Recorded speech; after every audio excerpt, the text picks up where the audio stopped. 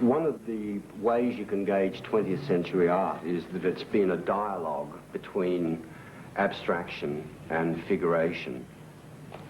And in the 60s, when I first found myself as a painter, abstraction and the idea that one could and should paint that way without the baggage and clutter of figuration from the past was a very liberating and extraordinary sort of feeling. And I established my career with abstractions, but my abstractions were in many ways like out of focus, so I kept everything just beyond reach and still had all of the freedom of just mass and line and tone with this underlying sensuality, sort of landscape, female form on the landscape.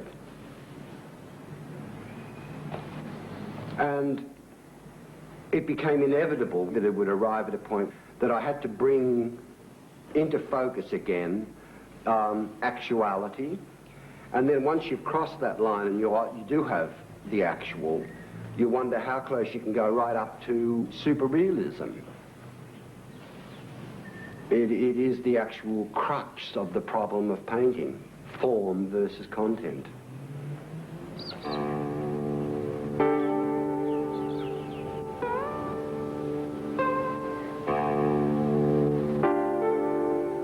Don't just interpret nature, become its rival. Try and operatively work in the manner that rivals nature, so that you do challenge God. I mean, there is sometimes that supernatural, superhuman sort of feeling when you're creating that you are causing a world. I mean, from something that didn't exist, here this thing does exist.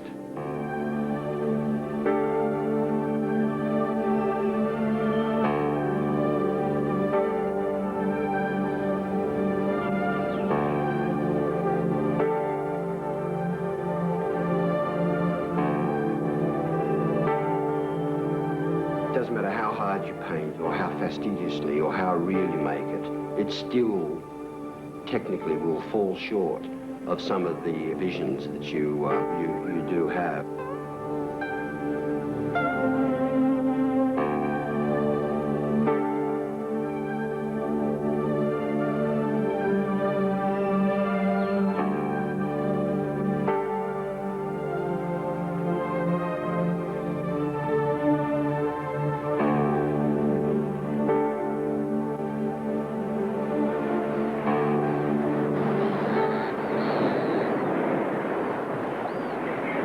Each landscape does vary, and to rival it, one tries to live in it, sit in it. Sometimes the best pictures are done in the studio by going out and, like the Chinese, looking at the mountain for hours and then coming back and rendering it.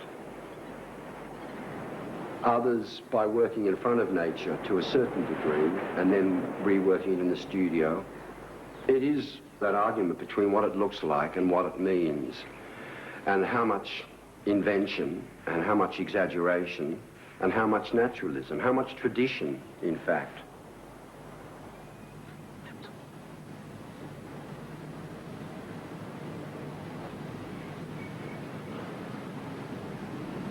I know that in my work there is a certain sensuality, sexuality. There is a sort of an addiction to the curve and to the carnal, to the rounded.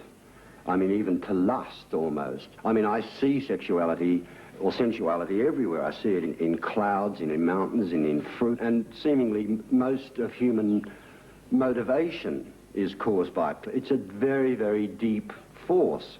And I accept it in some sort of, in fact, you know, I try as overtly as possible to allow that force to key my painting.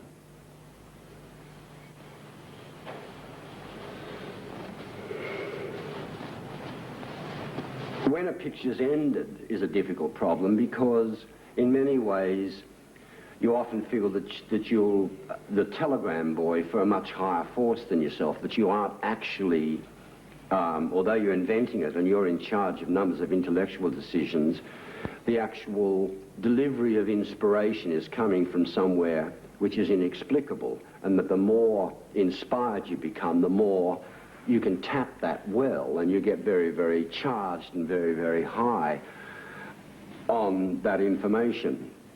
I mean, you can also get very greedy, like I've done in the past, and pulled it up from my subconscious much quicker by using chemicals, because one wants to see the next thing without waiting for whether it's a week or 10 minutes or 2 months before the next skin is shown, which you then get up and obediently fill in.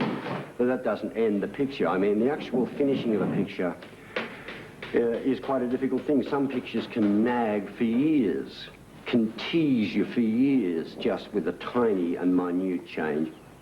And some pictures have got an inevitable rightness. I mean, it's just a wonderful feeling where you know the thing has ceased and it's had its epoch and the time. But others, you never quite know.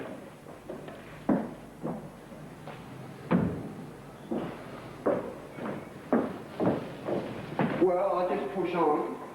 I can see that it's closer to finishing than I thought it was. That the freshness and the briefness of it, now that it's been contained by a frame, a geometric sharpness, that it doesn't need an awful lot more work on it, and certainly those white areas and so on don't need going in on. It just needs more tightening of just certain pivotal points. Like, I've always been having trouble with this traffic jam here.